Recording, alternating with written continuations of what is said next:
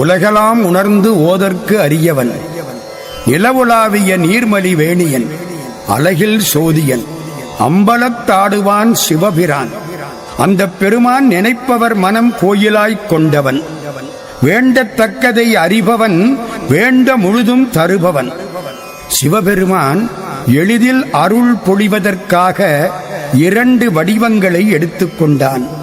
ஒரு வடிவம் ஞானாம்பிகை, இன்னொரு வடிவம் ஞான பண்டிதன்.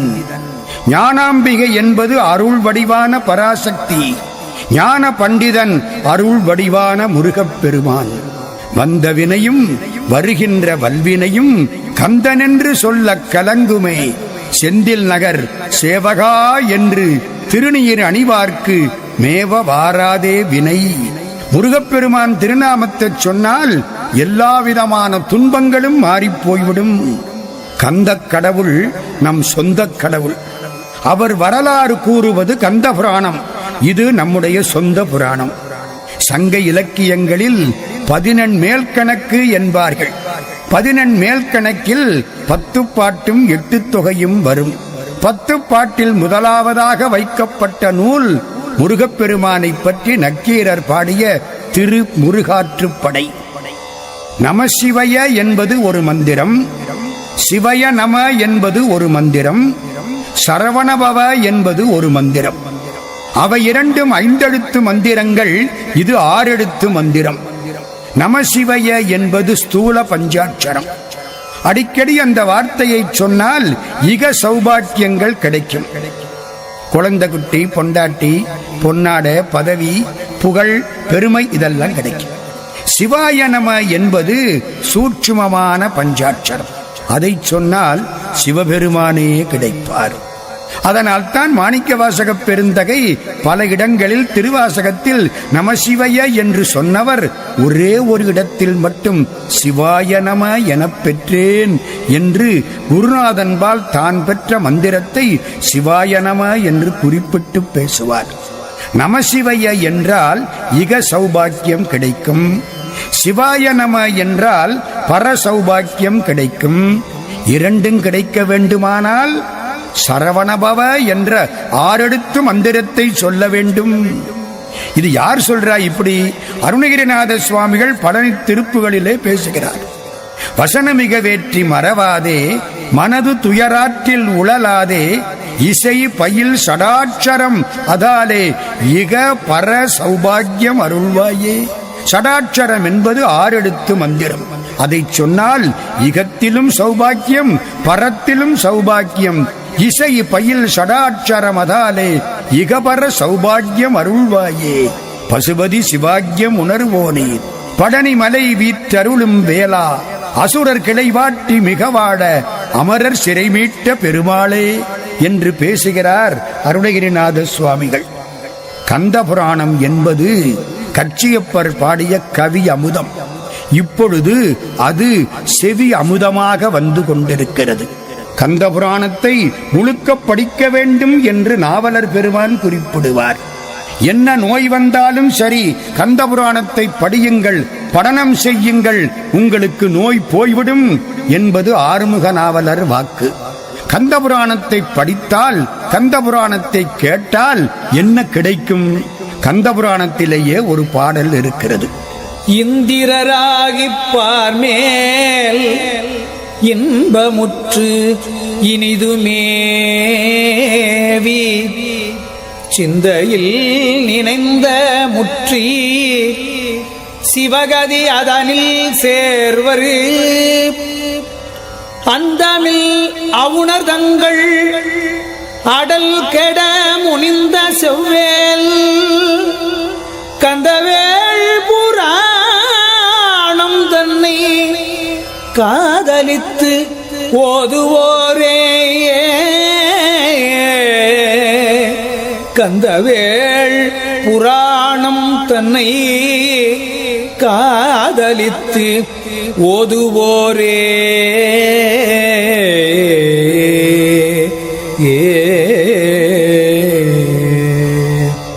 கந்தவேள் புராணத்தை யாரெல்லாம் காதலோடு சொல்கின்றார்களோ அவர்கள் இந்திரராவார்கள், பாரில் இன்பமுற்றிருப்பார்கள், சிந்தையில் எண்ணியவற்றையெல்லாம் பெறுவார்கள், சிவபெருமானுடைய கதியையே சேர்வார்கள் என்பது கச்சியப்ப சிவாச்சாரியார் பாடிய கந்தபுராணம். 3 அசுரர்கள் போரிட்டார்கள் முருகனோடு. ஒருவன் சூரபன்மன், இன்னொருவன் அவன் தம்பி சிங்கமுகன், 3ஆமவன் தாருகாசுரன். இந்த 3 பேரும் முருகப்பெருமானோடு போரிட்டார்கள். முருகப்பெருமான் 3 பேரையும் திருத்தி அமைத்தார். பகைவனை திருத்திய பரமன் முருகப்பெருமான். சூரன் மயிலும் சேவலுமாக மாறி முருகனுக்கு வாகனமும் கொடியும் ஆனான். சிங்கமுகன் அம்பிகைக்கு வாகனமானான். தாருகாசுரன் ஐயனாருக்கு வாகனம் ஆனான். முருகவேள் எல்லோருக்கும் அருள் செய்கிறார். விதியின் பெருமையை கூறுவது சிலப்பதிகாரம், பெண்ணாசையின் தீமையை காட்டுவது ராமாயணம், மண்ணாசையின் தீமையை காட்டுவது மகாபாரதம், வாய்மையின் பெருமையை பேசுவது அரிச்சந்திர புராணம். அப்போ கந்தபுராணம் நன்றி மறவாமையை சுட்டி காட்டுவது கந்தபுராணம். சிவபெருமான் சூரனுக்கு நிறைய வரங்களை கொடுத்தார். 1008 அண்டங்களையும் 108 யுகங்கள் ஆளக்கூடிய ஆட்சியை கொடுத்தார். வஜ்ரமான உடம்பை கொடுத்தார். அடியாத இந்திரஞால தேரை கொடுத்தார். எல்லாம் கொடுத்தவர் சிவபெருமான், பெற்றுக்கொண்டவன் சூரன். சிவபெருமானுடைய பிள்ளை முருகப்பெருமான் வரும்பொழுது அந்த முருகனை பார்த்து இவன் பல்முளைக்காத பாலகன் என்று சண்டைக்கு நிற்கிறான். நன்றி மறந்து விட்டான். இந்த நன்றியை மறந்தால் வாழ்க்கை கெட்டுப்போய்விடும் என்று காட்டுவதுதான் கந்தபுராணம். ஒன்றொரு பயந்தனை உதவினோர் மனம் கன்றிட ஒருவினை கருதி செய்வரேல் புந்தொழில் அவர்க்கு முன் புரிந்த நன்றியே கொன்றிடும் அல்லது கூற்றும் வேண்டுமோ. இதுதான் கச்சியப்ப சிவாச்சாரியாருடைய வாக்கு. எனவே நன்றி மறக்கக்கூடாது என்று பேசுவது கந்தபுராணம். கந்தபுராணத்தை பாடியவர் கச்சியப்ப சிவாச்சாரியார். ஆரம்பத்திலே வட நூலிலே கந்தபுராணம் பேசப்பட்டது. நைமிசாரண்யத்திலே முனிவர்களெல்லாம் கூடி நின்றார்கள். நைமிசாரண்யம் என்பது காசியில இருந்து 250 கிலோமீட்டர் போனால் லக்னௌ தாண்டி உள்ள ஒரு காடு.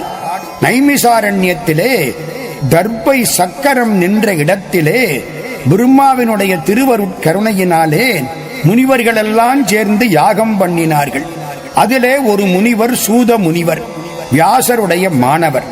அவரிடத்திலே போய் எல்லோரும் முருகப்பெருமான் பெருமையை கேட்டார்கள். அவர் கந்தபுராணத்தை சொன்னார்.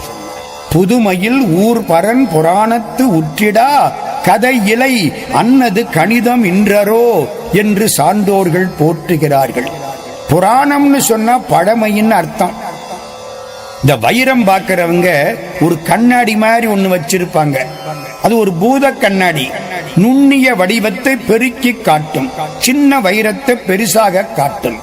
பூத கண்ணாடி நுண்ணிய வடிவத்தை பெருக்கி காட்டுவது போலே புராணம் வேத கருத்துக்களை பெருக்கி காட்டும்.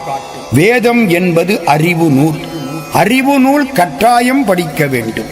அறிவால் அறிந்தும் இருதாள் இறைஞ்சும் அடியார் இடைஞ்சல் களைவோனே என்பது திருச்செந்தூர் திருப்புகழ். சூத முனிவர் பல புராணங்களை சொன்னார். மொத்தம் 18 புராணங்கள்.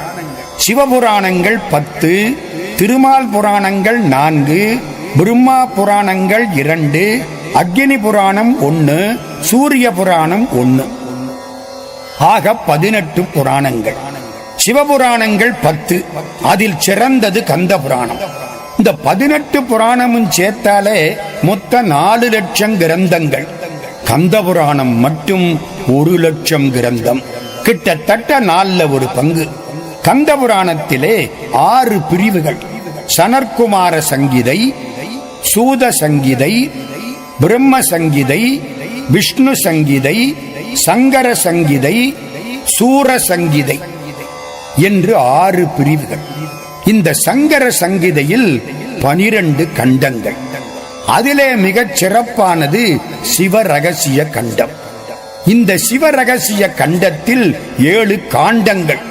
பெரும் பிரிவுக்கு கண்டம்னு பேரு, சிறு பிரிவுக்கு காண்டம்னு பேரு. சிவரகசிய கண்டத்தில் 7 காண்டங்கள்: சம்பவ காண்டம், அசுர காண்டம், மகேந்திர காண்டம், யுத்த காண்டம், தேவ காண்டம், தட்ச காண்டம், உபதேச காண்டம் அப்படின்னு 7 காண்டங்கள். இதுல முதல் 6 மட்டும் கச்சியப்ப சிவாச்சாரியார் கந்தபுராணமாக பாடினார். அதாவது சம்பவ காண்டம், அசுர காண்டம், மகேந்திர காண்டம், யுத்த காண்டம், தேவ காண்டம், தட்ச காண்டம், இந்த 6ஐயும் கச்சியப்ப சிவாச்சாரியார் கந்தனுடைய புகழை காட்டக்கூடிய நூலாகச் செய்தார். 10,345 பாடல்கள். கந்தபுராணம் 10,345 பாடல்கள். இந்த 7வது காண்டம் உபதேச காண்டம். அதை குகனேரியப்ப முதலியார் என்பவர் 4,347 பாடல்களில் ஒரு நூலாக மாற்றினார். கந்தபுராணத்துக்கு புராண நாயகம்னு பேர். சைவத்திலே 3 புராணங்கள் ரொம்ப சிறப்பானவை. சிவபெருமானுடைய வலதுகண் சூரியன், பெரிய புராணம் பலக்கண். சிவபெருமானுடைய இடதுகண் சந்திரன், திருவிளையாடல் புராணம் இடதுகண். சிவபெருமானுடைய நெற்றிக்கண் ஞான அக்னி. கந்தபுராணம் சிவபெருமானுடைய நெற்றிக்கண்ணாக திகழக்கூடியது. கந்தன்னா என்ன அர்த்தம்? ஸ்கந்தஸ்ய கீர்த்திம் அதுலாம் கலி கல்மஷ நாசினீம் என்பது வியாச பாரதம். கந்தன் புகழ்தான் கலியுகத்தில் வரக்கூடிய பாவங்களை எல்லாம் போக்க வல்லது என்று வியாச பெருமான் கூறுகிறார். கந்தன்ன பொருள் என்ன தெரியுமா? பகைவர்களுடைய வல்லமையை வற்றச் செய்பவன் ஒரு அர்த்தம்.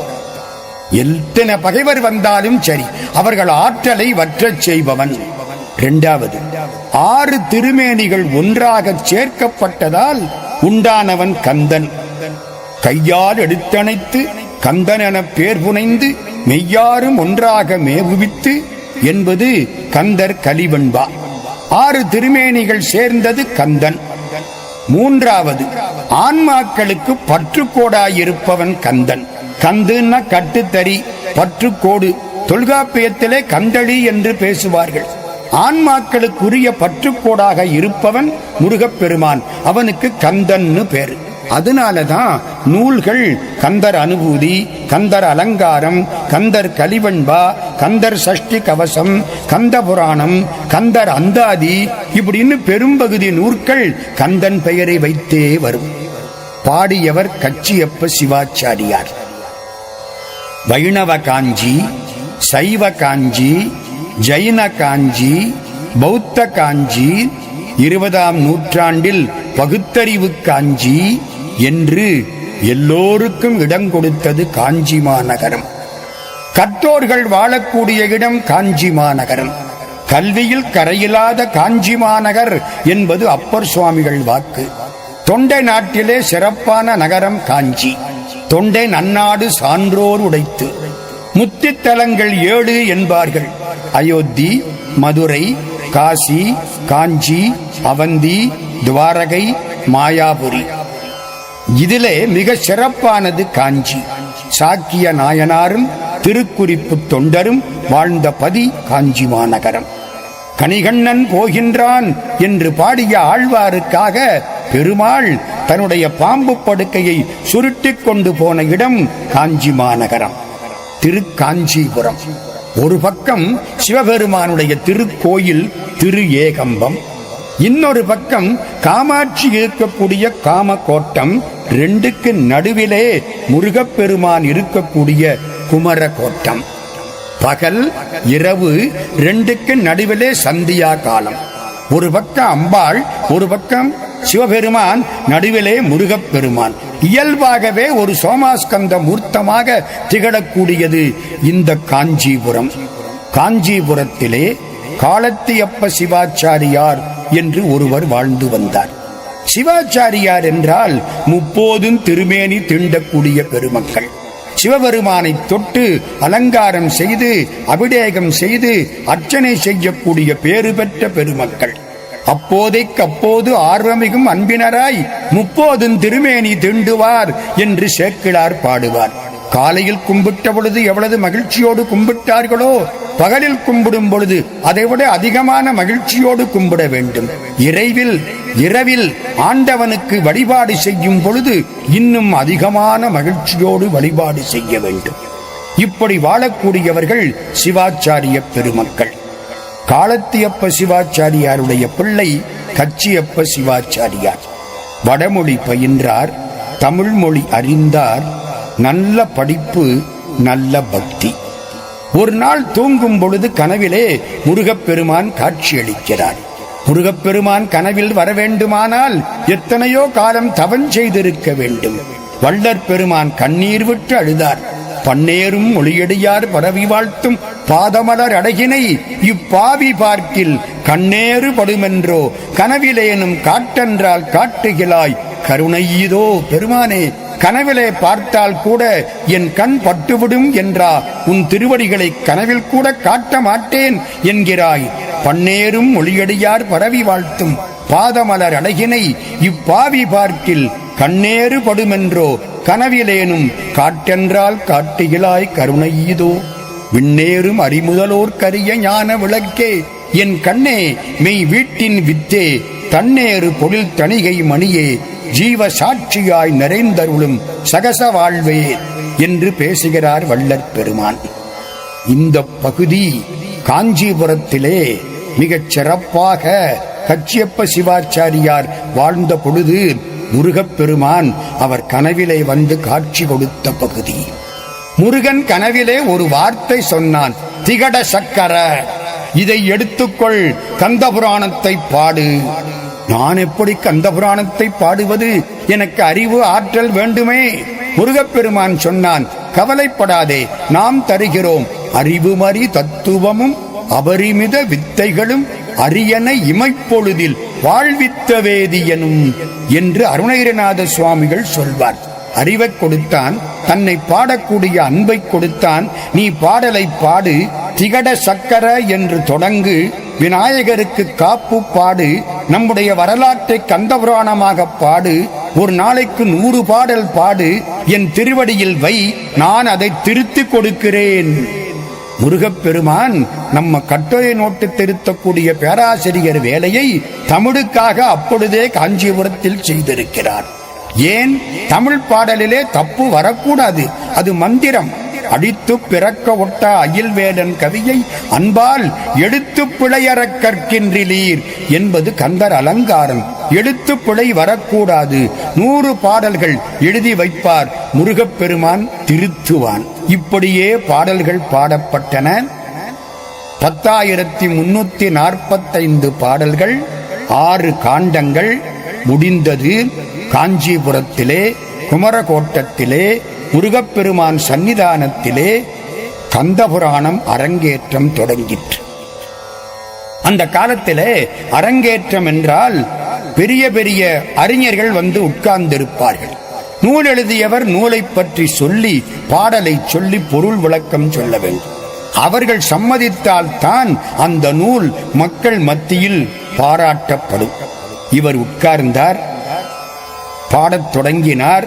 முதல் பாடல் தொடங்கின நேரம் அழகான வரி, திகட சக்கர செம்முகம் மைந்துளான் சகட சக்கர தாமரை நாயகன் அகட சக்கரவின் மணியாயுரை விகட சக்கரன் மெய்ப்பதம் போற்றுவாம். தொடங்கினார். ஐயா, இதற்கு பொருள் சொல்லுங்கள். இருந்தவர்கள் கேட்டார்கள். பொருள் சொன்னார். என்ன பொருள் சொன்னார்? தட்ச யஜ்ஞம் நடந்தது. வீரபத்திர கடவுள் மீது திருமால் சக்கராயுதத்தை வீசினார். வீரபத்திர கடவுள் கழுத்திலே தலை மண்டை ஓட்டு மாலை அணிந்திருந்தார். அந்த மண்டை ஓட்டு மாலையிலே உள்ள ஒரு தலை இந்த சக்கராயுதத்தை வாயில் போட்டு கொண்டு விட்டது. திருமாலுடைய சேனை தலைவர் விஸ்வக்சேனர் முன்னாலே வந்து விகட கூத்து ஆடினார் நகைச்சுவையோடு. எல்லோரும் சிரித்தார்கள். இந்த தலையும் சிரித்தது. வாயிலே இருந்த சக்கராயுதம் வெளியில் விழுந்தது. விநாயகப் பெருமான் அதை எடுத்து மறைத்து வைத்துக் கொண்டார். விஸ்வக்சேனர் மீண்டும் விகடக்கூத்தாட சக்கரத்தை கொடுத்தார் விநாயகப் பெருமான் என்று ஒரு வரலாறு இருக்கிறது.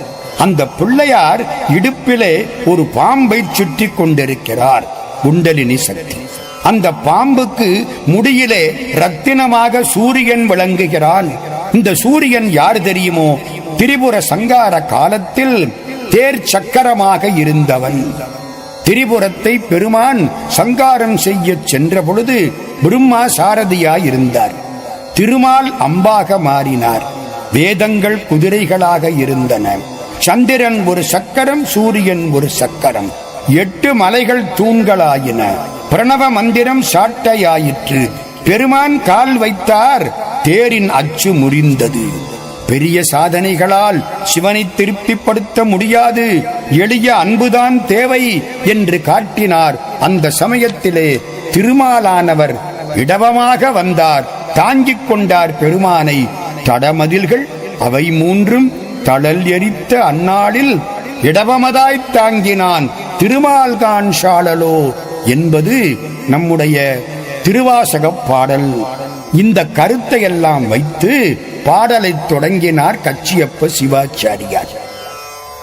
திகட சக்கர செம்முகம் மைந்துளான். திகட சக்கரம் என்பது திகழ் தசக்கரம் என்று பிரியும். திகழ் தசக்கரம் என்பது புணர்ச்சி விதிப்படி திகட சக்கரம் என்று வரும். திகழ் தசக்கரம் திகழக்கூடிய 10 கைகளையும் 5 முகங்களையும் உடைய சிவபெருமான். அவருடைய பெரிய அந்த தேருக்கு சக்கரமாயிருந்தவன் சூரியன். அந்த சூரியன் விநாயகப் பெருமானுடைய இடுப்பிலே இருக்கக்கூடிய பாம்புக்கு மணியாயிருக்கிறான்.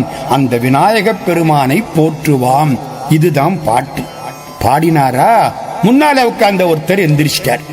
திகட சக்கரம்னு சொன்னீங்களே, திகழ் தசக்கரம் என்று பிரித்தீர்களே, இல் பிளஸ் ட என்று வருவதற்கு இலக்கணத்திலே விதி இருக்கிறதா? இருந்தால் சொல்லிவிட்டு தொடருங்கள். அந்த காலத்திலே இலக்கணம் தப்பு வராம ஒழுங்கா பாடின காலம்.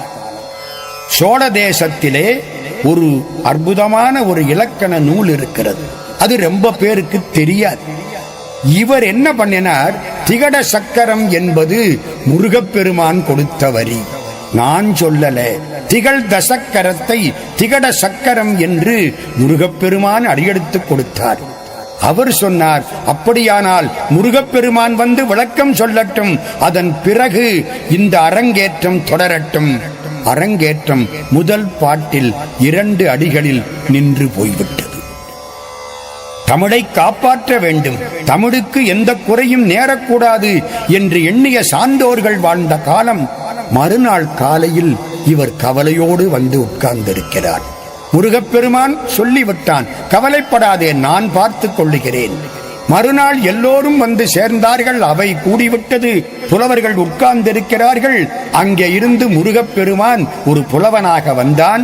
ஐயா, சோழ தேசத்திலே வீரசோழியம் என்று ஒரு நூல் இருக்கிறது. அதிலே சந்தி படலம் 18ஆம் செய்யுள். அதை எடுத்து பாருங்கள். இல் த 2ம் இணைந்தால் ட என்று வரும். திகழ் தசக்கரம் என்று வரும் என்று அதிலே இருக்கிறது என்று காட்ட, அதற்கு அப்புறமாக எல்லோரும் மகிழ்ச்சி அடைந்தார்கள். வந்த முருகப்பெருமான் மறைந்து விட்டார். ஒரு இலக்கண நூலை, யாருக்கும் தெரியாமல் கிடந்த ஒரு இலக்கண நூலை, தமிழுக்குரிய சொத்தாயிருக்கக்கூடிய இலக்கண நூலை வெளிப்படுத்த வேண்டும் என்று சிவபெருமான் மகனாகிற முருகப்பெருமான் அந்த தமிழ் புலவனாக வந்து சங்கத்தமிழின் தலைமை புலவா தாலோ தாலேலோ என்று சான்றோர்கள் பாராட்டக்கூடிய மாதிரி இந்த செய்தியை எடுத்துச் சொல்லி ஒரு நல்ல நூலை மக்களுக்கு காட்டிவிட்டு மறைந்து விட்டார். கந்தபுராணம் தொடர்ந்தது. மண்ணுலகத்தினில் பிறவி மாசர எண்ணிய பொருளெல்லாம் எளிதில் முற்றுற கண்ணுதல் உடையதோர் களிற்று மாமுக பண்ணவன் மலரடி பணிந்து போற்றுவாம். விநாயகப் பெருமானை போற்றுவாம். யானை முகத்தோடு கூடிய விநாயகப் பெருமானை போற்றுவாம் என்று பாடி தொடருகின்றார் கச்சியப்ப சிவாச்சாரியார். முருகனை பாட வேண்டும். அப்படியானால் முருகனுடைய அப்பா அம்மாவை பாட வேண்டும். அதற்கு முன்னால் அவர்களுடைய அப்பா அம்மாவை பாட வேண்டும். அப்படி பாடும் பொழுது சில செய்திகளை, நாயன்மார்களுடைய வரலாற்றிலே உள்ள செய்திகளை தன்னுடைய ஈடுபாட்டின் காரணமாக மிக அழகாக வைக்கிறார் கச்சியப்ப சிவாச்சாரியார். அது தொண்டை நாடு. தொண்டை நாட்டிலே ஓடுவது பாலாறு. இந்த பாலாற்றுக்கு ஒரு சிறப்பு தெரியுமோ? நம்ம வைகையாறு மாதிரி எப்பவும் தண்ணி ஓடாது, மண்ணு தான் ஓடும். பெண்கள் போய் மிக சிரமப்பட்டு ஆண்களின் உதவியோடு தோண்டினால் கொஞ்சம் தண்ணி கிடைக்கும் ஊத்துல இருந்து. இதுதான் பாலாறு. இத பாடணும். எப்படி பாடுறது? ரொம்ப அழகாக பாடினார் கச்சியப்ப சிவாச்சாரியார். தாய்க்கு பால் குழந்தை வேண்டிய போது சுரக்க வேண்டும், வேண்டாத போது கறக்க வேண்டும், மறைக்க வேண்டும். எப்பொழுதும் பால் சுரந்தால் அது வியாதி. பால் வேண்டிய நேரத்தில் சுரக்க வேண்டும்.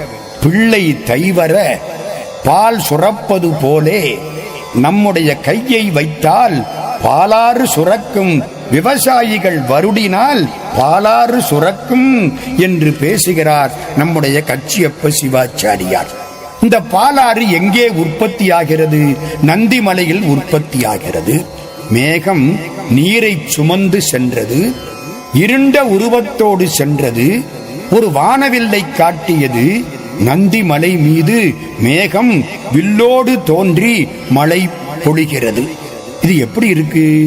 சிவபெருமான் மீது கருப்பு நிற கண்ணப்பர் வில்லோடு தோன்றி வாய்க்கலச நீரை அபிடேகமாக சொரிவது போல் இருக்கிறது என்கிறார் கச்சியப்பர். நந்திமலை என்பது சிவபெருமான் திருமேனி, மேகம் என்பது கண்ணப்பர். அந்த வானவில் அவர் தோள்ல வச்சிருக்கிற வில், பெய்யக்கூடிய மழை அவர் வாயிலிருந்து கொட்டக்கூடிய கலச நீர்.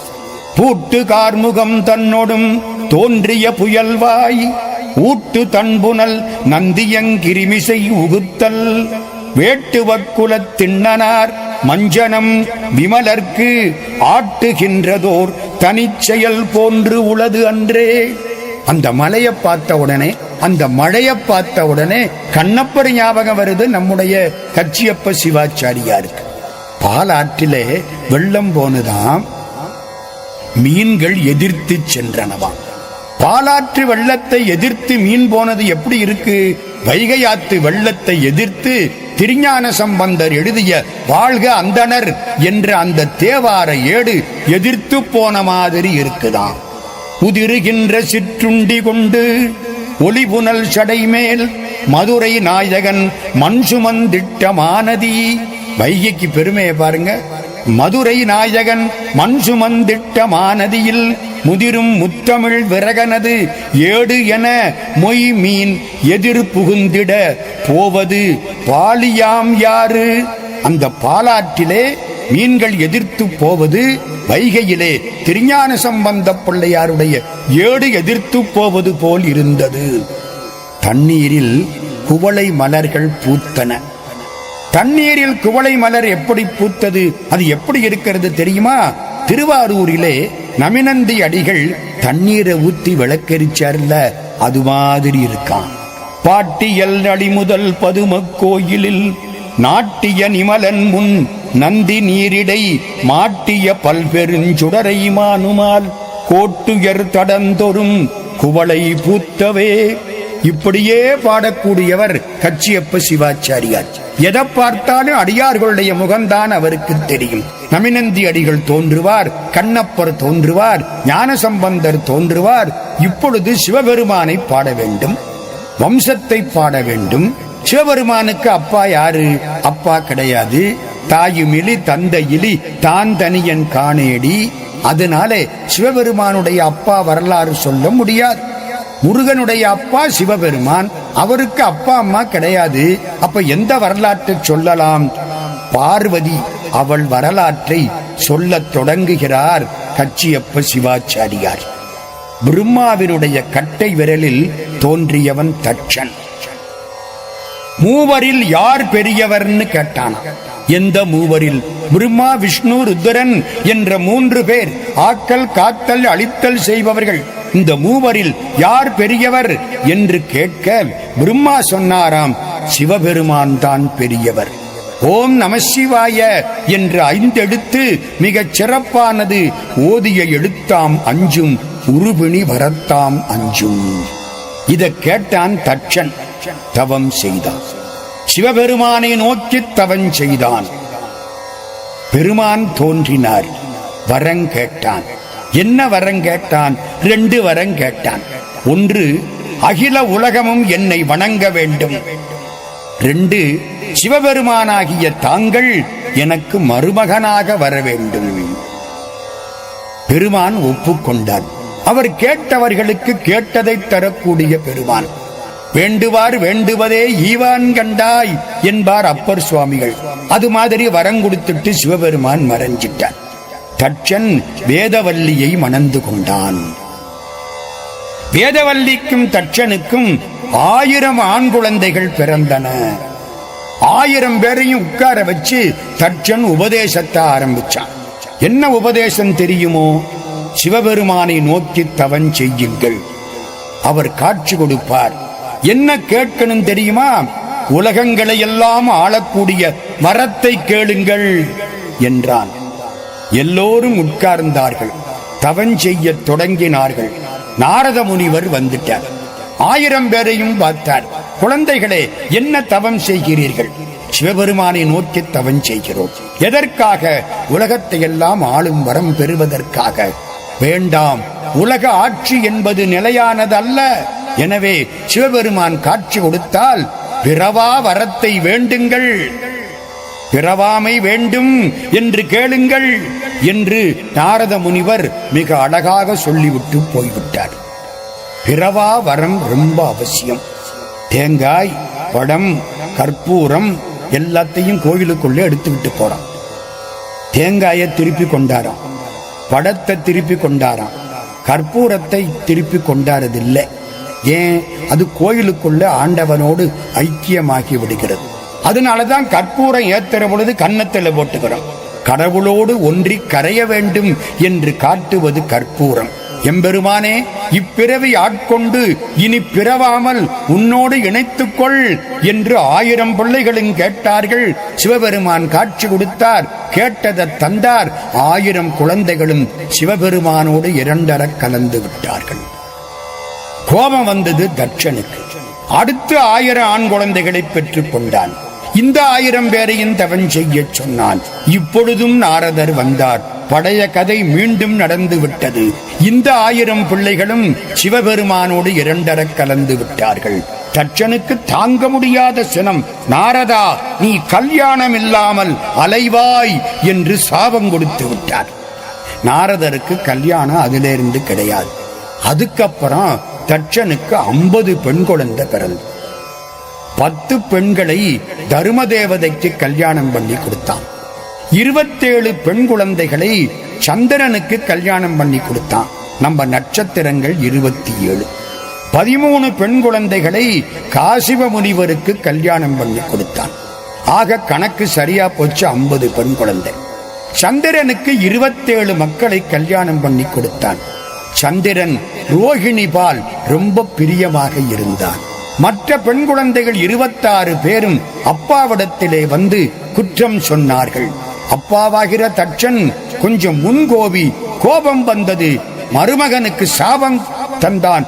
இவன் தேய்ந்து அழிந்து போகட்டும். மருமகன் அழிந்து போனால் 27 பெண்களும் அல்லவா தாலி இழப்பார்கள் என்பது முன்கோபத்தினாலே அவனுக்கு தட்டுப்படவில்லை. அதனாலதான் கோபம் சண்டாளம் என்றார்கள் சான்றோர்கள். அச்சத்தை வேட்கைதனை அடித்து விட்டால் அப்போது சாவும் அங்கே அழிந்து போகும்.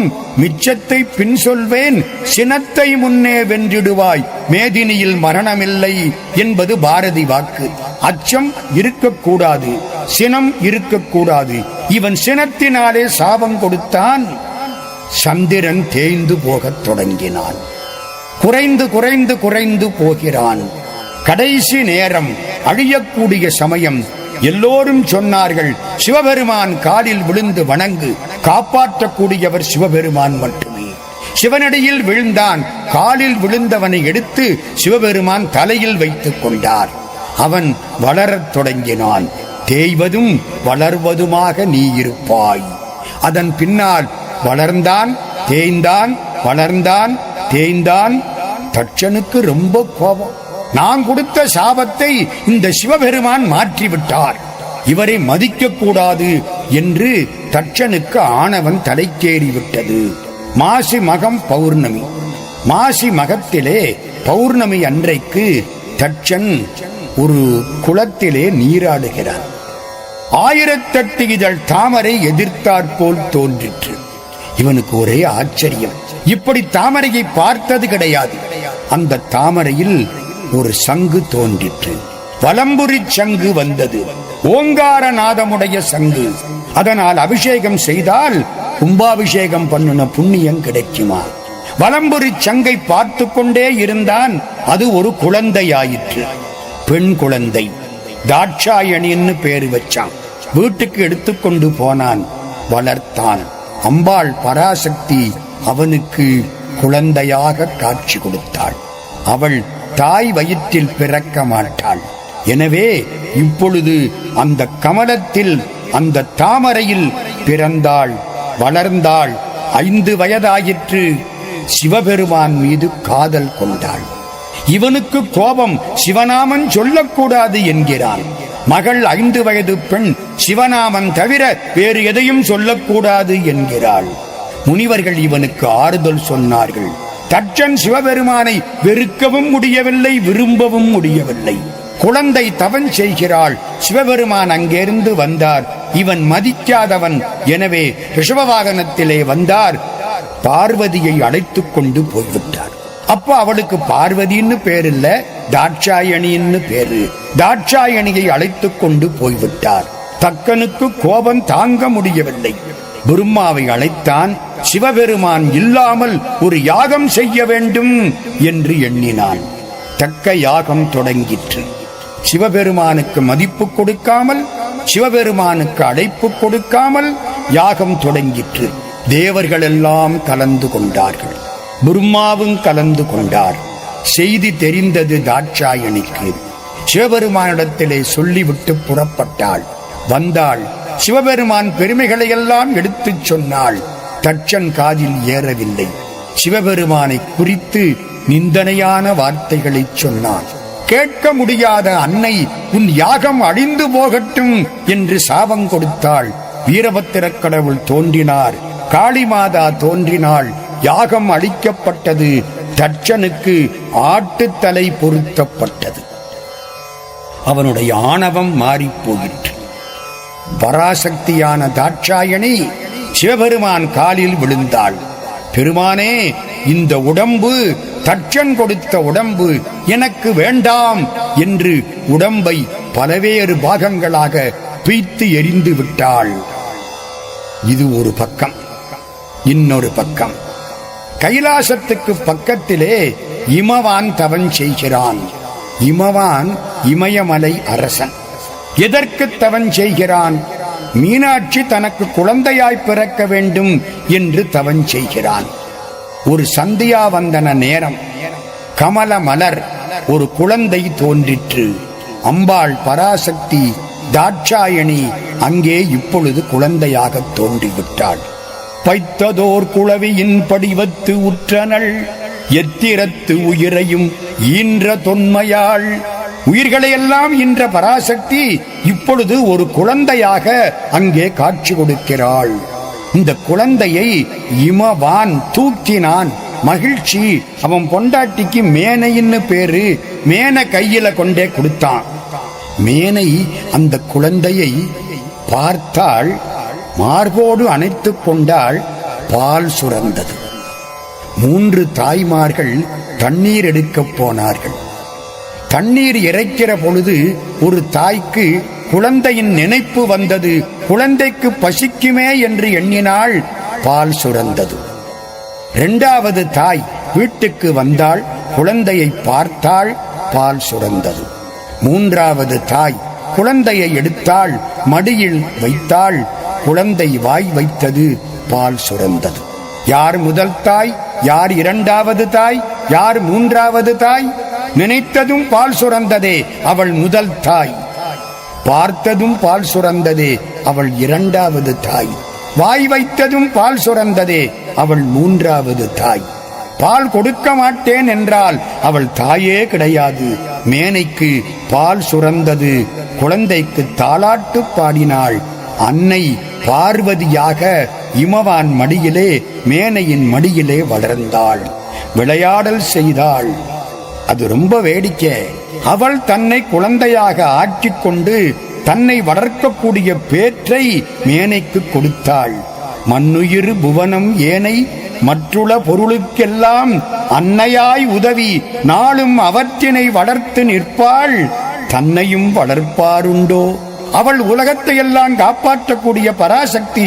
அவளை வளர்க்கக்கூடிய தகுதியும் ஆற்றலும் யாருக்கு உண்டு? அவள் நடித்தாள். வளர்ந்தது ஷளக்கே. அந்த கன்னிதன் அருளின் நீர்மை காட்டினள் போலுமன்றே. தன்னுடைய நீர்மையை, தன்னுடைய பெருமையை காட்டினாள். அவள் இப்பொழுது தவம் செய்யத் தொடங்கிவிட்டாள்.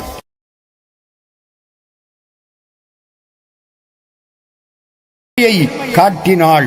அவள் இப்பொழுது தவம் செய்யத் தொடங்கிவிட்டாள். யாரை நோக்கி தவம்? 5 வயது பார்வதி சிவபெருமானை நோக்கி தவம் செய்கிறாள். அவள் குளித்த இடம் கௌரிகுண்டம் என்று இமயமலையில் இப்பொழுதும் சொல்லப்படுகிறது.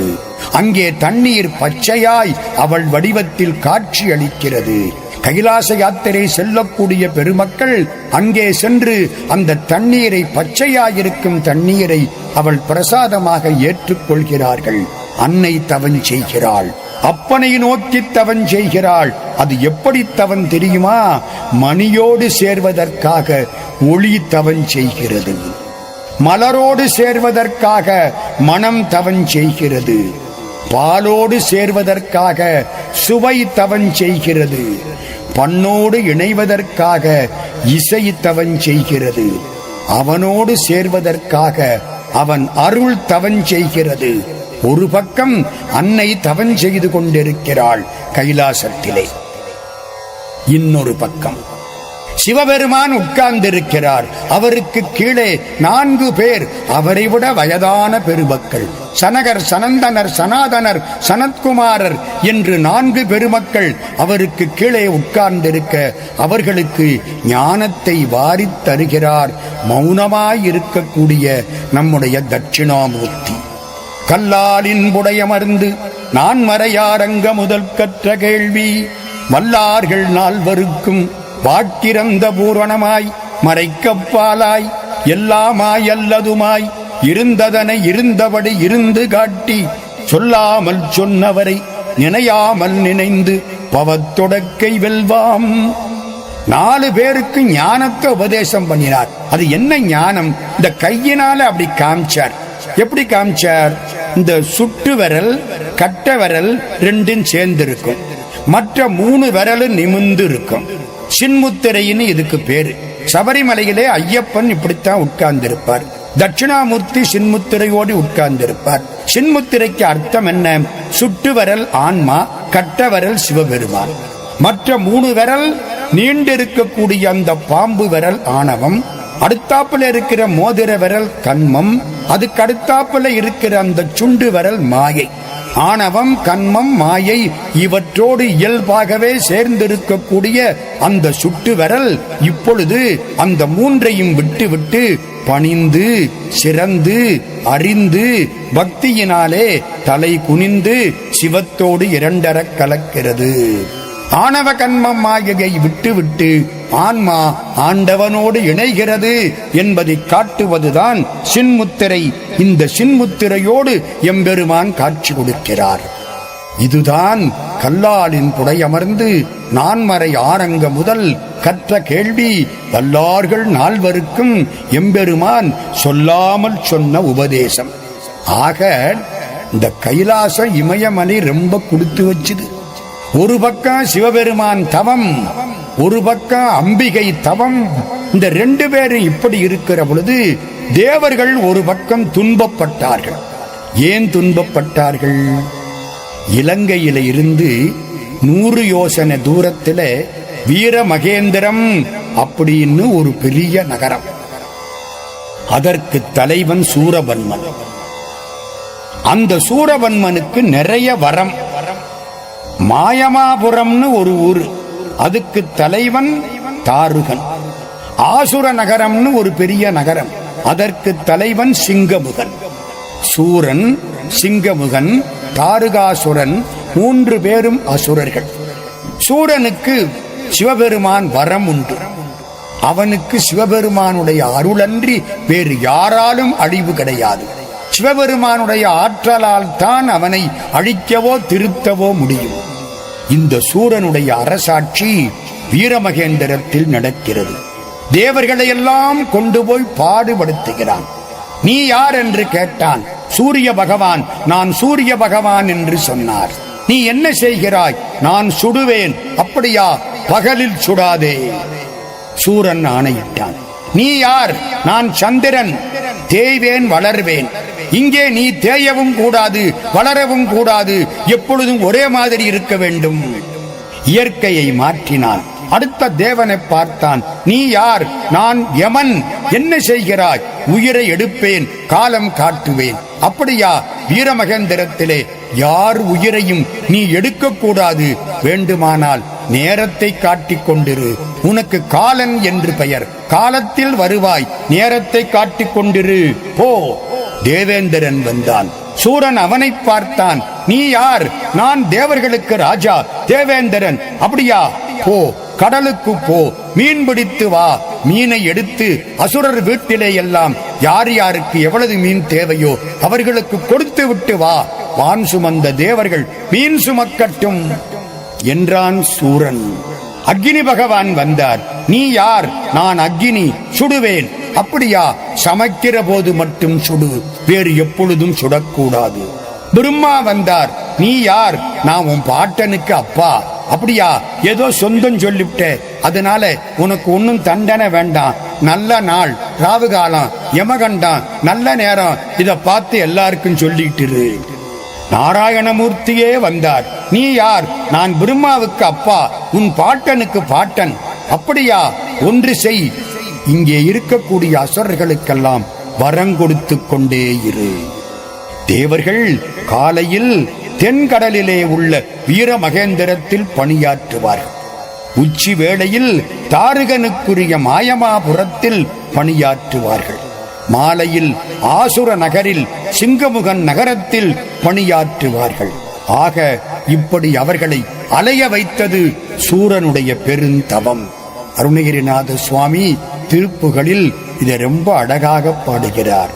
நெறி தவறி அலறிமதி நடுவன் மகபதி முளரி நிருதி நிதிபதி கரிய வனமாலி நிலவு மறையவன் இவர்கள் அலைய அரசுரிமை புரி நிருதன் உரம் அற அயிலை விடுவோனே.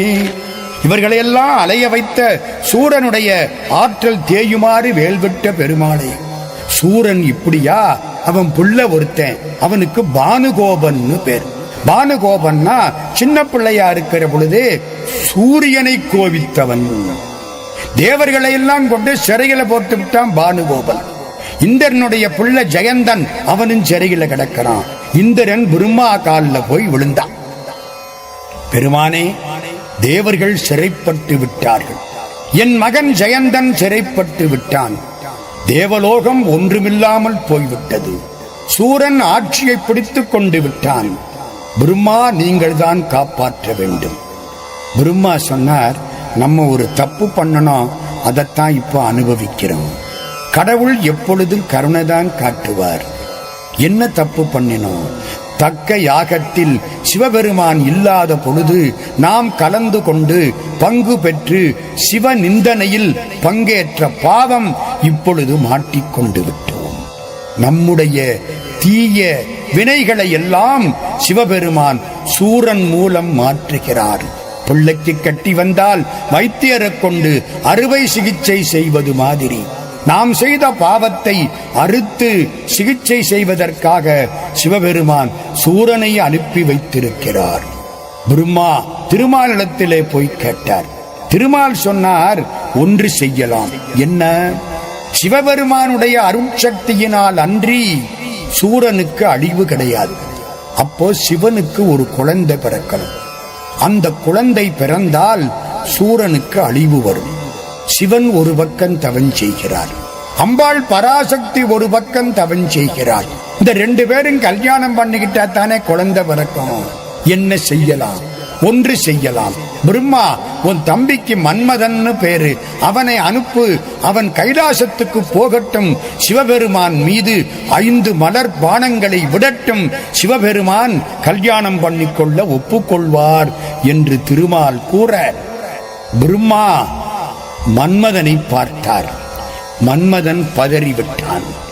பெருமானே, நான் யாரை வேண்டுமானாலும் மயக்குவேன், சிவபெருமானை மயக்க முடியாது. அகலிகையின்பால் இந்திரனை மயக்கினேன், திலோத்தமையின்பால் பிரம்மாவை மயக்கினேன், தாரையின்பால் சந்திரனையே மயக்கினேன். ஆனால் சிவபெருமான் துறவிகளின் தெய்வம், என்னால் முடியாது. அவன் உடம்பெல்லாம் அக்கினி, அவன் கண்ணில் அக்கினி, அவன் கையில் அக்கினி, அவன் வாயில் நெருப்பு, நினைத்தால் நான் எரிந்து போவேன். அண்ணா, நான் உங்கள் தம்பி, என்னை அழிக்க வேண்டும் என்று எண்ணிவிட்டீர்களா? பிரம்மாவை பார்த்து மன்மதன் இப்படியெல்லாம் பேசினான். சிவபெருமானுக்கு உடம்பு பூரா நெருப்பு. அது எங்கே இருக்கு தெரியுமோ? நம்ம தமிழ்நாட்டில் புள்ளிருக்கு வேலூர்னு ஒரு ஊர். அந்த புள்ளிருக்கு வேலூருக்கு அப்படி சொன்னா புரியாதே, வைத்தீஸ்வரன் கோயில்னு பேரு. இன்னொரு பேர் வைத்தீஸ்வரன் கோயில்ல பெருமான், அவரை பாட வந்த ஒரு புலவர் அழகா பாடுறார். வைத்தீஸ்வர பெருமானே, உன் பொண்டாட்டிக்கு தையல் நாயகின்னு பேரு, அவ உனக்கு மனைவி, உன் உடம்பெல்லாம் நெருப்பு, எப்படியா உன்னை கல்யாணம் பண்ணிக்கிட்டா?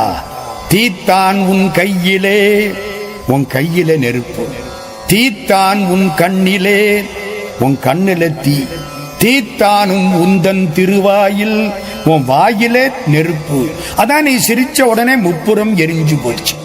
தீத்தான் உன் மெய்யெல்லாம், உடம்பெல்லாம் தீ, செந்தடல் குளம்பண்ண மேனி, புள்ளிருக்கு வேலூரா, உன்னை இந்த தையலால் எப்படி சேர்ந்தாள்? தீத்தான் உன் கையிலே, தீத்தான் உன் கண்ணிலே, தீத்தானும் உந்தன் திருவாயில், தீத்தான் உண்மையெல்லாம், புள்ளிருக்கு வேலூரா, உன்னை இந்த தையலால் எப்படி சேர்ந்தாள்? அது மாதிரி மன்மதன் அழுதான். பெருமானே, நான் எப்படி சிவபெருமான் மேல் அம்பு விடுவேன்? இந்த கரும்பு வில் சிவன் தந்தது, இந்த மலர் பானம் அவன் தந்தது, தீட்டிய மரத்தில் கூறு பார்க்க கூடாது. அலறினான் மன்மதன்.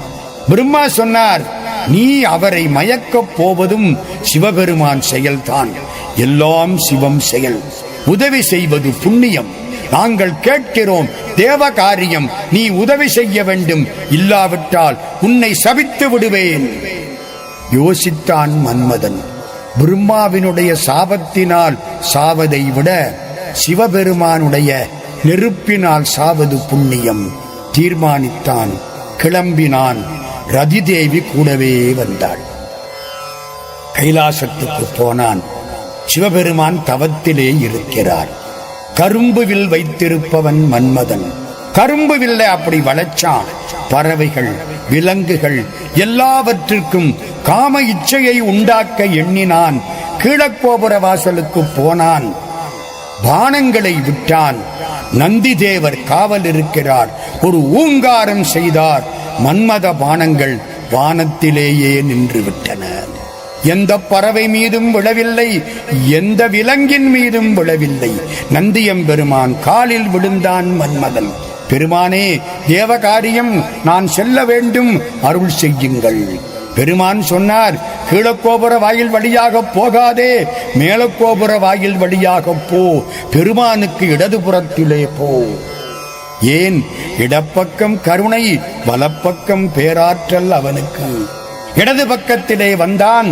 5 அம்புகளை விட்டான். அவனுக்கு 5 அம்பு. அம்பாள் காமாட்சிக்கு 5 அம்பு. இந்த மன்மதனுடைய அம்பு மயக்கத்தை உண்டாக்கும். காமாட்சியினுடைய 5 அம்பு மயக்கத்தை மாற்றி ஞானத்தை கொடுக்கும். 5 அம்பு மிக்க அலராய் நின்றாள் என்பது நம்முடைய அபிராமி அந்தாதி. அவளுக்கு 5 அம்பு உண்டு, இவனுக்கு 5 அம்பு உண்டு. 5 அம்புகள் விட்டான். பெருமானுடைய மேல் அந்த குடம்பிலே அம்புகள் படு முன்னாலே ஒரு பார்வை பார்த்தார். நிமிர்ந்தார். நெற்றிக்கண்ண லேசாக திறந்தார். கையிலை முற்றும் புகை பரவிற்று. மன்மதன் எரிந்து சாம்பலாகிவிட்டான். அணுவை சிதைக்கும் போது புகை வரும், ஆசையை சிதைக்கும் போதும் புகை. அணுவை விட இந்த ஆசை மிக பொல்லாது. அந்த புகை வந்தது. ரதி அழுதாள், பெருமானே இப்படி ஆகிவிட்டது, செம்பதுமத் திருக்குமரா, திருமால் மைந்தா, இப்படி ஆகிவிட்டாயே என்று ரதி தேவி அழுதாள். சிவபெருமான் மீண்டும் தியானத்தில் ஆழ்ந்து விட்டார். தேவர்கள் பார்த்தார்கள், என்ன செய்வது? பெருமானே, நீதான் காப்பாற்ற வேண்டும், எப்படி செய்வது? வந்தார்கள், பெருமானுடைய திருவடியில் விழுந்தார்கள். இவனிடத்திலே சரணாகதி அடைந்தால் தவிர வேறொன்றும் செய்ய முடியாது. பிரார்த்தித்தார்கள், பெருமானே, ஒரு காலத்திலே நஞ்சை அருந்தினாய் எங்களுக்காக, கங்கையை தாங்கினாய் எங்களுக்காக, இப்பொழுது காப்பாற்ற வேண்டும் பெருமானே. நஞ்சருந்தியும் நதியினைச் சூடியும் நடுநெற்றி துஞ்சும் வெங்கனல் பறித்தும் வெவ்வலியரை தொலைத்திட்டும் அஞ்சலென்று முன் காத்தனை. இதுவரை எங்களை காப்பாற்றியவன் நீ, இன்றெமக்கு அருளாயேல் தஞ்சம் ஆருளார் தாதையே அல்லது தனையர்க்கே. அப்பாவைத் தவிர பிள்ளைகளுக்கு அருள் செய்ய யார் இருக்கிறார்கள்? பெருமானே, நீங்கள் அருள் புரிய வேண்டும். என்ன செய்ய வேண்டும்? பார்வதியை கல்யாணம் செய்து கொள். சரி, செய்கிறோம், உம் துயர் களைகிறோம். தட்சிணாமூர்த்தி எழுந்தார். பராசக்தியாகிற பார்வதி தவம் செய்து கொண்டிருக்கிறார். இவர் ஒரு கிளவேதியராக போய் காட்சி கொடுத்தார். வயதானவர். எவ்வளவு வயசு? ஒரு 5 கோடி வயசு இருக்கும். மொய்த்து வளர் பேரழகு மூத்த வடிவேயோ, அத்தகைய மூப்பெனும் அதன் வடிவமேயோ என்று சேக்கிழார் பாடுவார் அல்லவா? அது மாதிரி ஒரு கிளவேதியராக சிவபெருமான் போய் பார்வதிங்கிற அந்த சின்ன பொண்ணுக்கு முன்னால போய் நிற்கிறார். அம்மா, என்ன செய்கிறாய்? தவம் செய்கிறேன். யாரை குறித்து தவம் செய்கிறாய்? அவள் சொல்லவில்லை. ஏன் சொல்லவில்லை? அப்படி திரும்பினாள். பக்கத்திலே தோழி நின்றாள். தோழி சொன்னாள், சிவபெருமானை குறித்து தவம் செய்கிறாள். ஏன் அம்பாள் சொல்லவில்லை? கணவன் பெயரை மனைவி சொல்லும் பழக்கமில்லை. அவன் நாமத்தை கேட்டாள், தான் அவனோடு கரைந்து போய்விட்டாள். முன்னம் அவனுடைய நாமங்கேட்டாள், மூர்த்தி அவன் இருக்கும் வண்ணங்கேட்டாள், பின்னை அவனுடைய ஆரூர் கேட்டாள், பேர்த்தும் அவனுக்கே பிச்சியானாள். அன்னையையும் அத்தனையும் அன்றே நீத்தாள், அகன்றாள் அகலிடத்தார் ஆசாரத்தை தன்னை மறந்தாள், தன் நாமங்கெட்டாள், தலைப்பட்டாள் நங்கை தலைவந்தாளே என்று அப்பர் சுவாமி சொன்ன மாதிரி சிவபெருமானை நினைத்தாள். அப்படியே ஒன்றி போய்விட்டாள். அவன் பெயரை சொல்லக்கூடாது, என் கணவன் பெயரை சொல்லக்கூடாது. பழைய காலத்திலே இப்படி ஒரு பழக்கம் உண்டு. கணவன் பெயரை மனைவி சொல்வது கிடையாது. ஏன் அப்படி சொன்னா மனசுக்குள்ளே இருக்கிற கணவன் வாய் வழிய வெளியில போயிடுவான். அவன் வெளியில போகக்கூடாதான். அவனை மனசுக்குள்ளே வச்சிருக்கணும். சொன்னால் வெளியில் போய்விடுவான் என்று பழைய காலத்து பெண்கள் கணவன் பெயரை சொல்றதே கிடையாது. இந்த காலத்து பெண்கள் சொல்லி பார்க்கிறார்கள். அப்படியாவது அவன் வெளியில போறானா பார்க்கலாம். இவள் பெயரை சொல்லவில்லை. மாலும் அயனும் காணாத பெருமான் சிவபெருமானை நோக்கி தவம் செய்கிறாள் என்று தோழி கூறினாள். இந்த கிழவனார் கேட்டார், ஏம்மா சிவபெருமான் உங்கிட்ட வருவானா? மாலும் அயனும் காணாத பெருமான் அல்லவா, உங்கிட்ட எப்படி வருவான்? பார்வதி சொன்னாள், மாலும் அயனும் ஆணவத்தால் தேடினார்கள், பெருமான் வரவில்லை. நான் அன்பினால் தேடுகிறேன், அவர் வந்து காட்சி கொடுப்பார். அவர் அன்பெனும் பிடியுள் அகப்படும் மலை, அன்பெனும் குடில் புகும் அரசு, அவர் அன்புருவாம் பரசிவம் காட்சி கொடுப்பார். ஓ, என்ன செய்ய போகிறாய்? பெரியவரே, என் தவத்தை கடுமையாக்கப் போகிறேன். பெருமான் காட்சி கொடுக்காவிட்டால் இந்த தவத்திலேயே முழுகி விடுவேன். பெரியவர் பார்த்தார், ஏமா இதெல்லாம் நடக்கிற காரியமா? நீ என்னமோ சொல்றியேன்னார். இவளுக்கு கோபம் வந்தது. பெரியவரே, நீங்க என்ன பைத்தியக்காரரா? பித்தம் பிடிச்சு போச்சா? சிவபெருமானை பத்தி இப்படி நினைக்கிறீங்களே, வரமாட்டார்னு உங்களுக்கு என்ன பைத்தியமா? பெருமான் சிரித்தார். பரவாயில்லை, திட்டு, என்னை பித்தனே என்று திட்டு. பின்னாலே ஒரு சுந்தரமூர்த்தி திட்டப் போகிறான், அதற்கு இது ஒரு ஒத்திகையாக இருக்கட்டும், திட்டு. சிவபெருமானை நீ அடைவதா? ஏமா, உன் வயசுக்கு, உன் அழகுக்கு, உன் பதவிக்கு, உன்னுடைய ராஜகுமாரி என்ற அந்த பெருமைக்கு சிவபெருமான் தக்கவனா? அணிந்திருப்பது தோலாடை, அவன் ஏறி வர்றது ஒரு காளமாடு, அவன் அணிந்திருப்பது முழுக்க பாம்பு. ஒரு மாலை போட்டிருக்கான் தெரியுமா உனக்கு? பூரா சுடுகாட்டு தலை, ஒரு பக்கம் பன்றி கொம்பு. அவன் சாப்பாடு சாப்பிடுறது எதுல தெரியுமா? ஒரு திருவோடு. அது என்ன? பிரம்மாவினுடைய கபாலம் தலை. நஞ்ச சாப்பிட்டவன், காட்டுல இருக்கிறவன், அவனை போய் கல்யாணம் பண்ணிக்கணும்னு காதலிக்கிறியே ஏம்மா? அவனை விட்டு என்ன கல்யாணம் பண்ணிக்கோ. கிழவனார் சொன்னார், இவளுக்கு எப்படி இருக்கும்? ஐயா, இந்த சிவநிந்தனையை தட்சன் செய்தான் என்று அதை மாற்றுவதற்காகத்தான் இந்த பார்வதியாக இப்பொழுது பிறப்படுத்தேன். இப்பொழுதும் சிவபெருமானை நிந்திக்கின்றீர்களே. தயங்கினாள், வருந்தினாள், அழுதாள். தாட்சாயணி, அதற்காகத்தான் பார்வதியானேன். இப்பொழுதும் சிவநிந்தனையா? துடித்தாள். விபூதி பூசிய வேஷதாரியே, போ என்றார். அவர் போகவில்லை. இவள் அழுதாள். நான் போகிறேன் என்றாள். ஓடினாள். பெருமான் எதிர்த்தாற்போல் சிவபெருமானாக காட்சி கொடுத்தார். காலில் விழுந்தாள். பெருமானே, இகழ்ந்தவற்றையெல்லாம் பொறுத்துக்கொள். தெரியாமல் பேசிவிட்டேன் பெருமானே, நான் இகழ்ந்தவற்றை பொறுத்துக்கொள். பெரியவர் கடமை எது தெரியுமா? நாங்கள் செய்த சிறியவர் சிறுமையெல்லாம் பொறுத்தல் உங்கள் கடமை அல்லவா? சிவபெருமானே, என்னை மன்னித்துக் கொள்ளுங்கள். திருமணம் செய்து வாழ்வதை காட்டுவேன் என்றார் சிவபெருமான். பார்வதி கல்யாணத்துக்கு ஏற்பாடாயிற்று. ஞானாகரன் முருகப்பெருமான், ஞானாம்பிகை சிவபெருமான், மனைவியாகிற பராசக்தி.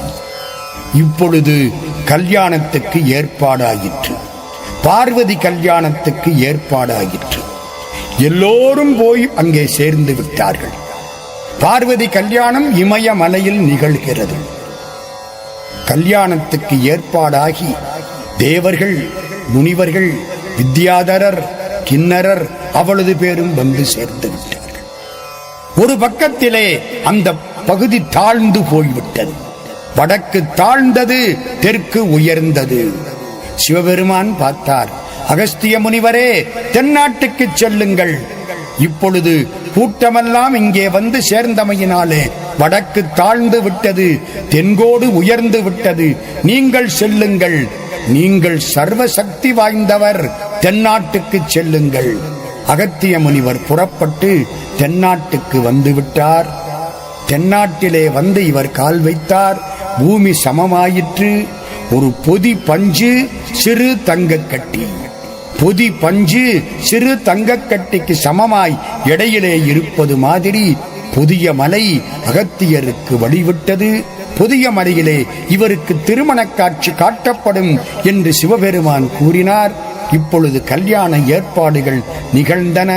சிவபெருமான் எப்படி உட்கார்ந்திருக்கிறார்? முழுக்க பாம்பை போட்டுக்கிட்டு உட்கார்ந்திருக்கிறார்.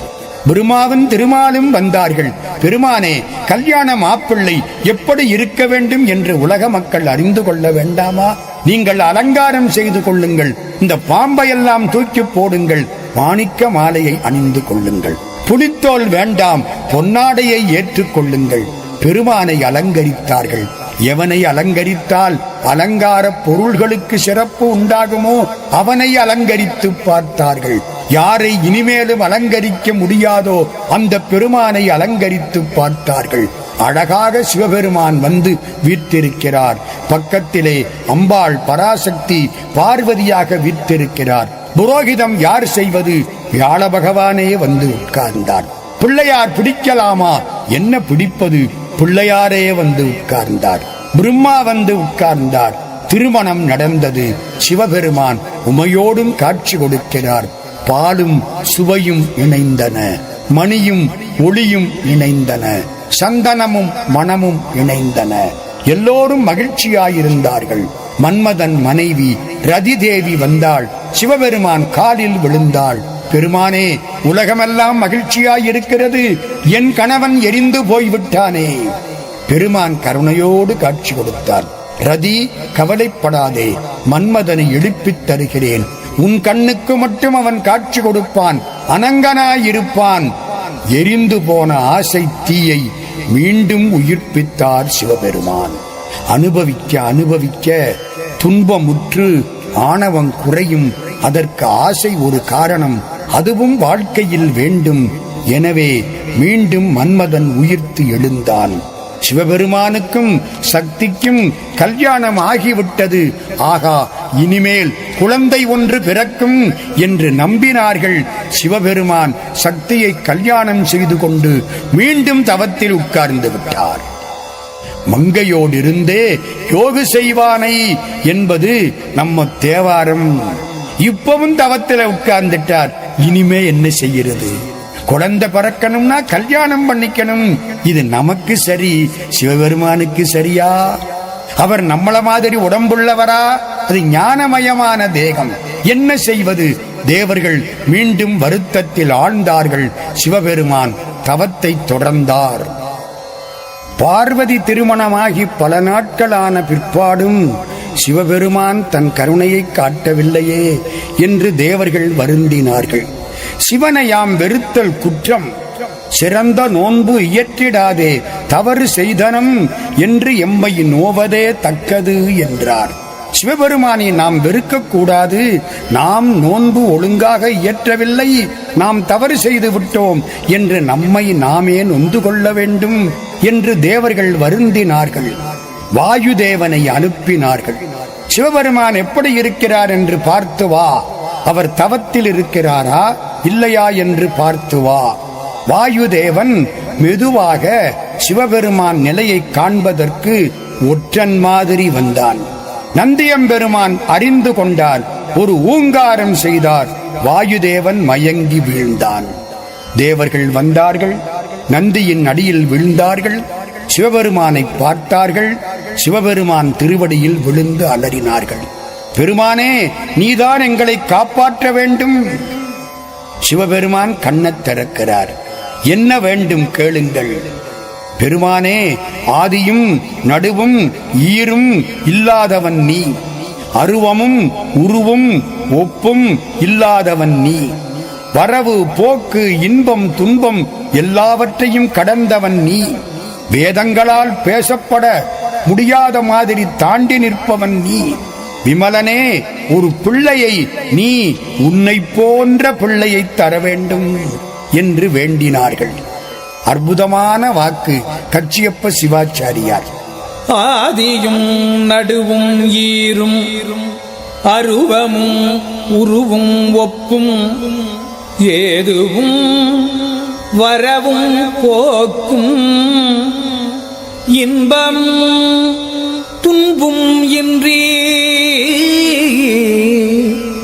வேதமும் கடந்து நின்ற விமல ஓர் குமரன் தன்னை நீ தரல் வேண்டும். நின்பால் நின்னையே நிகர்க்க என்றாரு.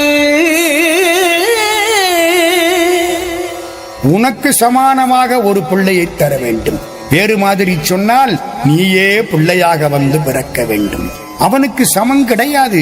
அவன் தனக்கு உவமை இல்லாதவன். நீயே பிள்ளையாக வந்து பிறக்க வேண்டும் என்று வேண்டினார்கள். பெருமான் பார்க்கிறார். உரிய நேரம் வந்துவிட்டது. சிவபெருமானுக்கு 5 முகங்கள் உண்டு. ஈசானம் என்பது மேல் நோக்கிய முகம். அது பளிங்கு நிறத்திலே இருக்கும். அருள் செய்வது அதன் தொழில். தத்புருஷம் என்பது கிழக்கு நோக்கிய முகம். அது பொன்னிறத்திலே இருக்கும். மறைத்தல் தொழில் செய்யும். அகோரம் என்பது தெற்கு நோக்கிய முகம். அது சாம்பல் நிறத்திலே இருக்கும். அழித்தல் தொழிலை செய்யும். வாமதேவம் என்பது வடக்கு நோக்கிய முகம். அது சிவப்பாயிருக்கும். காத்தல் தொழில் செய்யும். சத்யோஜாதம் என்பது மேற்கு நோக்கிய முகம். அது வெள்ளையாயிருக்கும். படைத்தல் தொழிலை செய்யும். ஆக ஈசானம், தத்புருஷம், அகோரம், வாமதேவம், சத்யோஜாதம் என்று 5 முகங்கள் அவனுக்கு வெளிப்படத் தோன்றக்கூடியவை. இதோடு கீழ்நோக்கிய முகம் ஒன்று உண்டு. அதற்கு அதோமுகம் என்று பெயர். அதோமுகம் என்றால் கீழ்நோக்கிய முகம். அதோகதியாகிவிட்டான் என்று நாம் சொல்கிறோம் அல்லவா, அது மாதிரி கீழ்நோக்கிய முகம். எம்பெருமான் சிவபெருமான் 6 முகத்தோடு இப்பொழுது காட்சி கொடுக்கிறார். வந்திக்கும் மலரால் ஆதிவானவர் உரைத்தல் கேள, புந்திக்குள் இடர் செய்யற்க புதல்வனை தருதும் என்ன, அந்திக்கு நிகர்மை அண்ணல் அருள் புரிந்து அறிஞராயோ சிந்திக்கும் தனது தொல்லை திருமுகம் ஆறும் கொண்டான், திருமுகம் ஆறும் கொண்டான்.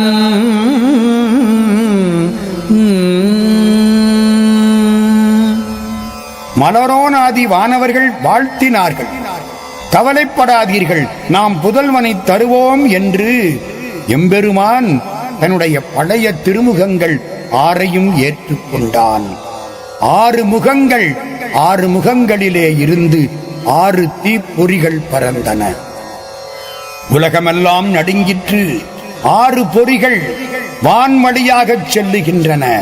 வாயுதேவனும் அக்னி தேவனும் இதை சுமந்து செல்லட்டும் என்று சிவபெருமான் கூற, வாயுவும் அக்னியும் நடுங்க அதை சுமந்து செல்லக்கூடிய ஆற்றலை தந்தோம் என்று சிவபெருமான் தர, வாயு பகவானாகிற காற்றும், அக்னி பகவானாகிற நெருப்பும், வானமாகிற ஆகாயத்தின் வழியாக 6 பொறிகளை சுமந்து சென்று கங்கையாகிற தண்ணீரில் விட, கங்கை அதை ஆற்ற மாட்டாமல் சரவண பொய்கையாகிற மண்ணிலே விட்டாள். ஆக 5 பூதங்கள் ஒன்றாய் சேர்ந்து விட்டன. வாயு என்பது காற்று, அக்னி என்பது நெருப்பு, வானவழி, கங்கை என்பது தண்ணீர், சரவண பொய்கை மண். 6 தீப்பொறிகள் 5 பூதங்களின் வழியாக வந்தன. 6 குழந்தைகளாக காட்சி கொடுத்தன, விரிந்தன. பிரபஞ்சம் என்றால் விரிவது என்று பொருள். பஞ்சம்னா 5, பிரன்னா விரிவது. இந்த 5 பூதங்களும் விரிவாய் இருப்பதனாலே பூமிக்கு பிரபஞ்சம்னு பேர். பிரன்னு சொன்னா இறைவன் அருளால் மிக சிறப்பாக விரிவடைவது. பிரசாதம்னா மிக சிறப்பான சாதம். பிரகாரம்னா சிறப்பான வட்டம், வட்டமான மாலை. பிரவசனம்னா மிகச் சிறப்பாக அருளால் விரிவடைந்த பேச்சு. பிரபஞ்சம்னா 5 பூதங்களால் உண்டானது. 5 பூதங்களால் உண்டான உலகை காக்க வந்த முருகன் 5 பூதங்களின் வழியே வந்து மண்ணிலே அமர்ந்து விட்டான். இதே மாதிரி ஆஞ்சநேய சுவாமியை கம்பன் பேசுவான். சிவன் அம்சம் ஆஞ்சநேய சுவாமி. சிவபெருமான் பஞ்சபூதமாகவே தொடர்பு கொள்வார். ஆஞ்சநேய சுவாமியும் இந்த 5ஓடு தொடர்பு உள்ளவர். 5லே 1 பெற்றான், 5லே 1 தாவி, 5லே 1 ஆரியற்காக ஏகி, 5லே 1 பெற்ற அணங்கை கண்டு அயலாறு ஊரில் 5லே 1 வைத்தான், அவன் நம்மை அழித்து காப்பான் என்பது கம்ப சித்திரம். சிவபெருமான் இப்பொழுது 6 முகங்களிலே இருந்து தீப்பொறிகளை உண்டாக்க, அவை 6 குழந்தைகளாக மாற, சரவணத்திலே போய் 6 குழந்தைகளும் அமர்ந்தன. மறைகளின் முடிவால் வாக்கால் மனத்தினால் அளக்கொணாமல் நிறைவுடன் யாண்டுமாகி நின்றிடும் நிமலமூர்த்தி அருமுக உருவாய்த் தோன்றி அருளொடு சரவணத்தின் வெறிகமல் கமலப்போதில் வீற்றிருந்தருளினானே. மறைகளின் முடிவினாலும் வாக்கினாலும் மனத்தினாலும் அளக்க ஒண்ணாத சிவபெருமான் சரவணத்திலே போய் 6 குழந்தையாய் காட்சி கொடுக்கிறான். அவதாரம் இப்பொழுது நிகழ்கிறது. முருகப்பெருமானுடைய அவதாரம்.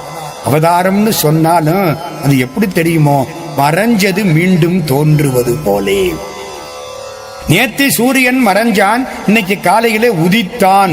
அந்த வார்த்தையை வைக்கிறார் கச்சியப்ப சிவாச்சாரியார். அற்புதமான வாக்கு. பருவமும் உருவும் ஆகி அநாதியாய் பலவாய் ஒன்றாய் பிரமமாய் நின்ற சோதி பிழம்பதோர் மேனியாக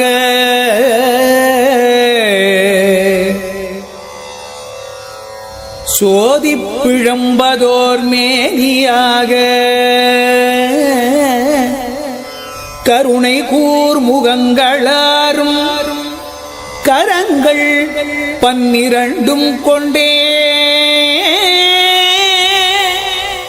ஒரு திருமுருகல் வந்து ஆங்கு உதித்தனன் உலகமுய்ய கருணை கூர் முகங்கள் 6 கரங்கள் 12 கொண்டே ஒரு திருமுருகல் வந்து ஆங்கு உதித்தனன் உலகம் உய்ய உலகம் உய்ய முருகன் வந்து ஆங்கு உதித்தனன் உலகம் உய்ய என்பது கச்சியப்ப சிவாச்சாரியாருடைய அற்புதமான அமுத வாக்கு. அருவமும் உருவும் ஆனவன் பெறுவான், அனாதியாய் பலவாய் ஒன்றாய் இருப்பவன் பெருமான், பிரமமாய் நிற்கக்கூடியவன் பெருமான். அவன் ஒரே வடிவத்தை எடுத்துக்கொண்டான். எப்படி பிறந்தான்? இந்த கடைசி வரி ரொம்ப முக்கியம். ஒரு திருமுருகன் வந்து ஆங்கு உதித்தனன் உலகம் உய்ய. பிறக்கிற போது குழந்தை பிறந்திருச்சுன்னு தான் சொல்லுவானே தவிர பேர வச்சு ராமசாமி பிறந்துட்டான்னு சொல்லுவான் இல்லை. இது பேரே வருது. ஒரு திருமுருகன் வந்து ஆங்கு உதித்தனன். ஏன்? இந்த பெருமான் பெயருக்கு சொந்தக்காரன். முன்பு இருந்தவன் இப்பொழுது பிறக்கவில்லை, மறைந்தவன் உதிக்கிறான். பிறக்கும் பொழுதே இந்த பெருமான் பேரோடு பிறக்கிறான், மறைந்தவன் இப்பொழுது உதிக்கிறான். இந்த கடைசி ரொம்ப முக்கியம். ஒரு திருமுருகன் வந்து ஆங்கு உதித்தனன் உலகம் உய்ய. உதித்தனன்ல ஒரு ஊனா, உலகத்துல ஒரு ஊனா, உய்யம் அது உய்ய, அதுல ஒரு ஊனா. இந்த 3 உகரம் இருக்கு. என்ன அர்த்தம்? உகரம் என்பது காப்பாற்றுவது, அகரம் என்பது படைப்பது, உகரம் என்பது காப்பாற்றுவது, மகரம் என்பது ஒடுக்கிக் கொள்வது. ஓம்ங்கிறது இந்த அகர உகர மகரம். நம்ம கடவுள்கிட்ட போய் நீ என்னை படைப்பாயாகன்னு கேட்கறது இல்லை. கடவுள்கிட்ட போய் என்னை ஒடுக்கிக்கொள் என்று கேட்கக்கூடிய அளவுக்கு நமக்கு தைரியமும் கிடையாது. என்ன கேட்கிறோம்? கடவுளே காப்பாத்து. உகரம் என்பது காப்பாற்றக்கூடிய எழுத்து. அதனாலதான் தமிழ் நூற்கள், பழைய முதல் பாட்டுக்கள் உகரத்தில் தொடங்கும். உலகம் யாவையும் தாமுளவாக்கலும் உலகலாம் உணர்ந்தோதற்கரியவன் உலகம் உவப்ப வல நேர்வு திரிதரு திருமுருகாட்டுப்படை. ஆக இப்படியே ஒன்னொன்னும் தொடங்கும். உலகம் ஊனாவில தொடங்கும். இந்த 3 ஊனாவும் காப்பாற்றுவது. கடவுள் நம்மை 3 நிலைகளில் காப்பாற்றுகிறார். ஆரம்பத்தில் நம்ம அறிவில்லாம அறியாமையில கிடந்தோம். இப்போ கொஞ்சம் அறிவும் அறியாமையும் சேர்ந்திருக்கு. இதுக்கப்புறம் முற்றறிவு வருமானால் முழுக்க அறிவுமயமாய் இருக்க போறோம். நமக்கு 3 நிலை. 1 அறியாமை, 2 இப்பொழுது அறிவும் அறியாமையும், 3வது முற்றறிவு. இந்த 3லும் காப்பாற்றக்கூடியவன் முருகப்பெருமான் என்று காட்டுவது போலே 3 உகரங்களை வைத்து உதித்தனன் உலகம் உய்ய என்றார். நேற்று இன்று நாளை நேற்றும் காப்பாற்றியவன் முருகன், இன்றும் காப்பாற்றுபவன் முருகன், இனியும் காப்பாற்றப் போபவன் முருகன் என்று காட்டுவது போலே ஒரு திரு முருகன் வந்து ஆங்கு உதித்தனன் உலகம் உய்ய என்று பாடினார் கச்சியப்ப சிவாச்சாரியார். 6 குழந்தைகள், கார்த்திகை பெண்கள் 6 பேர் தவம் செய்தார்கள், வளர்த்தார்கள். 6 குழந்தைகளையும் 6 பெண்கள் வளர்த்தார்கள். அதனாலே இவனுக்கு கார்த்திகேயன் என்று பெயர். பம்பாயிலே முருகனுக்கு கார்த்திக் சுவாமி என்று பெயர். இவனுக்கு கார்த்திகை நாள் விரதம் சிறப்பானது. குமரகுரு கார்த்திகை பெருமாளே என்று திருப்புகழ் பேசும். கங்கை சுமந்தமையினாலே இவனுக்கு காங்கேயன் என்று பெயர். சரவணத்தில் வந்ததினாலே சரவணபவன் என்று பெயர். ஏன் கந்தன்னு பேரு தெரியுமோ? அம்பாள் பராசக்தி வந்தாள், இந்த குழந்தையை பார்த்தாள், கையால் எடுத்து அணைத்து கந்தன் என பேர் புனைந்து மெய்யாரும் ஒன்றாக மேவுவித்தாள். 6 உடம்பையும் ஒன்னா சேர்த்தாள். 6 தலை, 12 கரங்கள், ஒரே உடம்பு, அம்பாளால் சேர்க்கப்பட்டவன். அதனாலே இவனுக்கு கந்தன் என்று பெயர் வந்தது. எல்லாவற்றுக்கும் பற்றுக்கோடாய் இருப்பவன் கந்தன் என்று கூறப்பட்டான். 6 குழந்தைகள் அந்த 6 கார்த்திகை மாதர்களுக்காக விளையாடின. ஆட ஓர் உருவம், செங்கை அறைய ஓர் உருவம், நின்று பாட ஓர் உருவம், நாடி பார்க்க ஓர் உருவம், ஆங்கண் ஓட ஓர் உருவம், ஒருபால் ஒழிக்க ஓர் உருவம், யாண்டும் தேட ஓர் உருவம் ஆக சிவன் மகன் புரிதலுற்றான். பெருமான் 6 உருவங்களை எடுத்துக்கொண்டு கார்த்திகை மாதர்களோடு விளையாடினான். மீனாட்சி அம்மை பராசக்தி பார்வதி வந்தாள், கையால் எடுத்து அணைத்தாள், கந்தன் என்று பேர் வைத்தாள்.